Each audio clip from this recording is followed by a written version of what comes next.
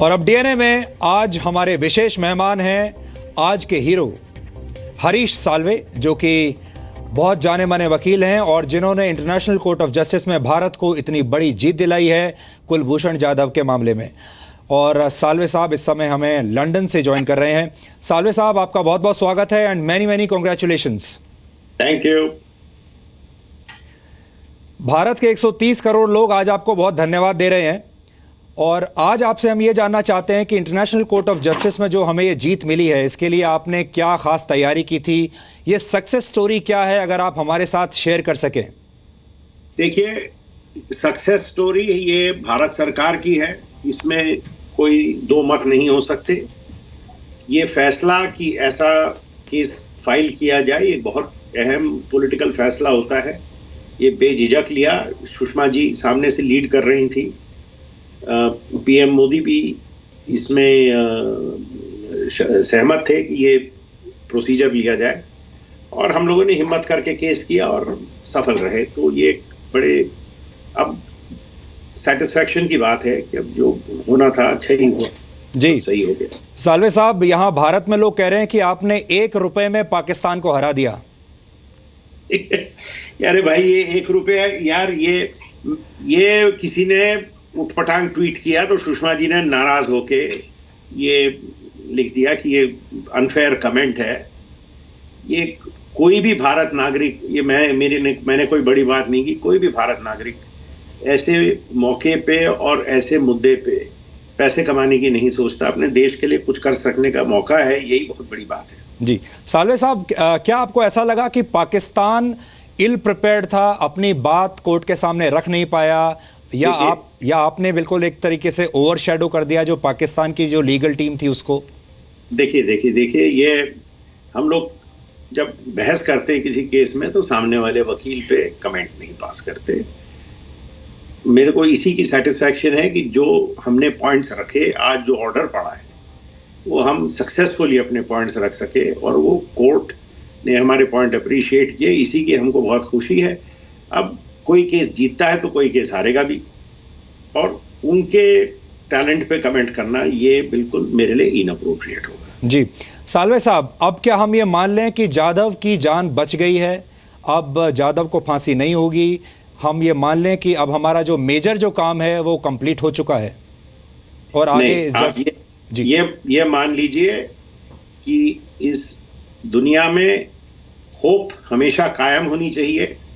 मेहनत करें, आज हमको कुछ राहत मिली है, हम और मेहनत करेंगे और आगे बढ़ेंगे, और अगर ऊपर वाले ने चाहा तो जाधव एक दिन अपने घर वापस जरूर आएंगे। मिस्टर साल्वे, आपने केसेस तो बहुत किए होंगे, बड़े अहम लीगल केसेस आपने लड़े हैं, जीते भी हैं।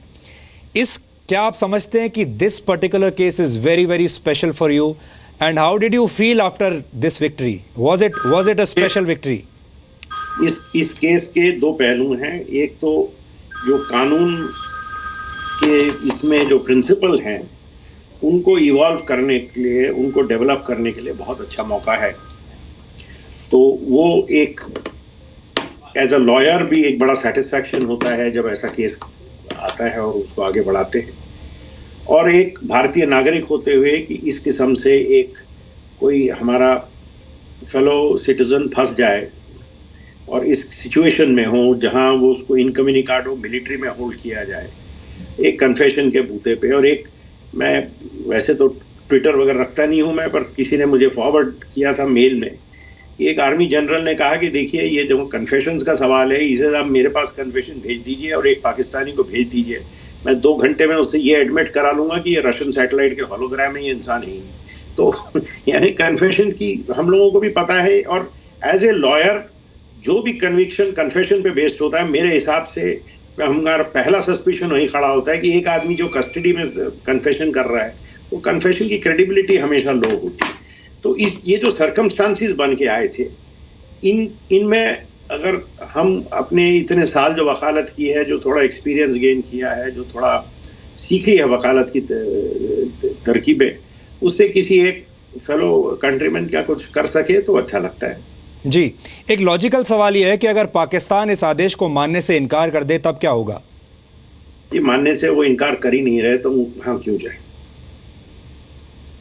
जी साल्वे साहब, आप कह रहे हैं कि आप ट्विटर से दूर रहते हैं, सोशल मीडिया से दूर रहते हैं, बट आज आपको ये रियलाइजेशन है कि आज यहाँ भारत में, आप तो लंदन में बैठे हैं, आज आप भारत में एक्चुअली आप भारत के हीरो हैं आज। अजी ये देखिए, ये अच्छा है मैं भारत में नहीं हूँ, क्योंकि गलत आदमी को आप जरूरत से ज्यादा क्रेडिट दे रहे हैं।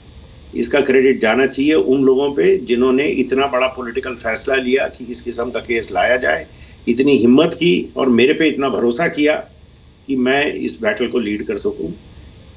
As a lawyer I did my best. तो उससे ज़्यादा मुझे लग रहा है ये कोई मुझे जैसे सचिन तेंदुलकर जैसे कोई ट्रीट कर रहा है, तो ये 1 मिनट खुशी तो होती है, झूठ नहीं बोलूंगा मैं, पर ये लग रहा है मुझे कि कुछ ज़रा unnecessary praise भी, excessive praise भी हो रहा है जरा। जी, but did Prime Minister Modi personally brief you on this or did he speak to you on this?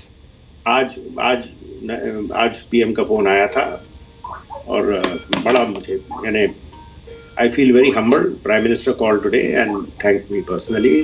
Sushma ji, of course, I have been in touch with on a day-to-day basis as things develop. जी, मेरा अब आखिरी सवाल, भारत सरकार ने आप ही को क्यों चुना? भारत सरकार के पास यहाँ अपने एजीबी हैं, बहुत लंबी चौड़ी टीम भी थी जो कि डिफेंड कर सकती थी। आपको चुनने के पीछे व्हाट वाज द स्टोरी? देखिए, मेरे को आज वकालत में 40 साल हो गए हैं। मैंने कभी किसी क्लाइंट को नहीं पूछा कि भैया तुम मेरे पास क्यों आए, और ना कोई डॉक्टर कभी पेशेंट को पूछता है कि तुम मेरे पास क्यों आए दवाई लेने के लिए। तो ये जिसको भरोसा होता है वो क्लाइंट आपके पास आता है। कभी ये पूछ लो मेरे पास क्यों आए तो डर के भाग न जाए। तो ये सवाल का जवाब मैं आपको नहीं दे सकता। जी, साल्वे साहब, हमसे बात करने के लिए आपका बहुत बहुत शुक्रिया। We wish you all the best और आगे भी उम्मीद करते हैं आप ये जो लीगल बैटल है ये पूरा करके ही जाधव को एक तरीके से घर लेकर आएंगे। Thank you. Thank you sir. Kulbhushan Jadhav के मामले में आज हरीश साल्वे ने बहुत बड़ी जीत दिलाई और हम काफ़ी देर से कोशिश कर रहे थे उनके साथ बात करने के लिए, और अब जाकर हमारा संपर्क उनसे, हमें उनके साथ बात करने का मौका मिला और वो लंदन से हमारे साथ थे, हमें बता रहे थे कि आज दिन भर क्या हुआ, कैसा महसूस कर रहे हैं इस जीत के बाद।